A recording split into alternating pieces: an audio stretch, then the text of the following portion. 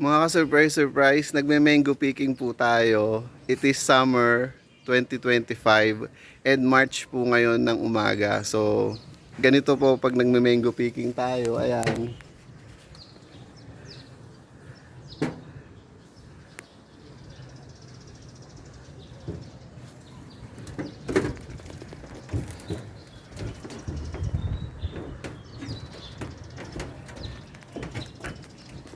So, ayan po, nakita nyo naman po mga surprise.